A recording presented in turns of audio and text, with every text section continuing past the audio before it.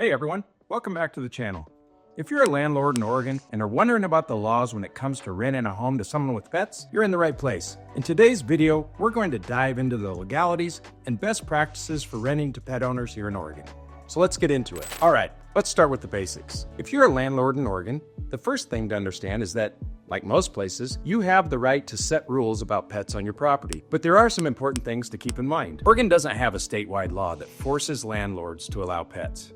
In fact, landlords are completely within their rights to say no pets allowed. But of course, there's more to it than just a simple yes or no. As a landlord, if you do allow pets, you can set a specific pet policy that details things like the types of pets allowed, size restrictions, breed restrictions, and even the number of pets. However, this has to be clearly outlined in the lease agreement, so there's no confusion whatsoever. If you're thinking about allowing pets, be sure to get those details in writing. For example, you could say something like, only dogs under 30 pounds, or no aggressive breeds. You get to decide what works best for your property. Now, let's talk about fees. As a landlord, you're allowed to charge a pet deposit. But here's the thing, Oregon law caps how much you can charge. In Oregon, the pet deposit can't exceed 1 month's rent total. So if your rent is $1,500 a month, the most you can charge for a pet deposit is $1,500. That's the maximum, no matter how many pets you're allowing. On top of the deposit, you might also charge a pet rent. That's an additional monthly fee that the tenants pay for having a pet in the unit. This is often seen as a way to cover potential damages or extra cleaning costs. Just make sure the pet rent is clearly listed in the lease agreement as well.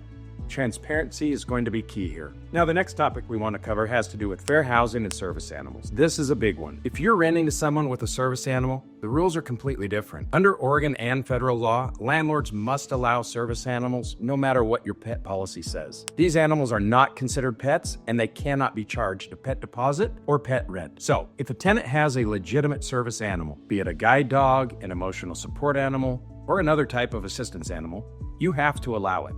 You can't deny them housing based on their animal, and you can't charge extra for it. If you're unsure about what qualifies as a service animal, make sure to familiarize yourself with both state and federal laws regarding these animals. Service animals have a right to be in the rental properties just like their owners. The next thing we want to talk about is pet damage and responsibility. So what happens if the pet causes damage to your property? That's where the pet deposit comes in. You can use that deposit to cover any damage caused by the pet, but you can't keep it for general wear and tear. In other words, it's for things like scratched floors, torn up carpets, or chewed furniture. Also, tenants are generally responsible for any other damages beyond the pet deposit. So if the damage exceeds the deposit amount, you could pursue additional costs through the tenant's security deposit, or even take legal action. A lot of landlords have questions about breed and size restrictions. While you can set your own rules about what types of pets are allowed, it's important to keep them reasonable. For example, you could specify that aggressive breeds like pit bulls are not allowed, but you have to be careful about how you define that. Remember, discrimination based on certain types of pets or enforcing policies that are too restrictive can lead to legal issues. Always be fair and consistent in how you apply your pet policy. Always remember that while these are general guidelines,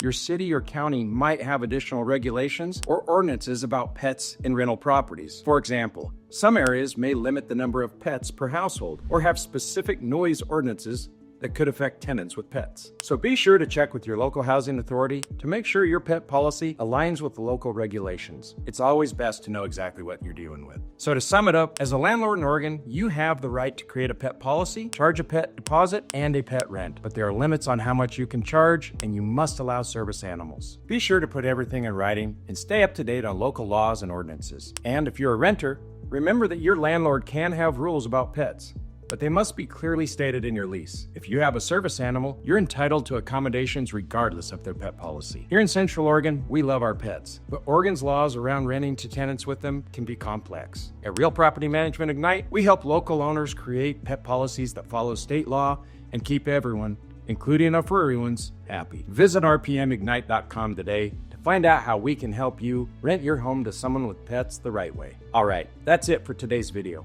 If you found this video helpful, please don't forget to give it a thumbs up and hit that subscribe button for more content like this. Thanks for watching. We'll see you next time.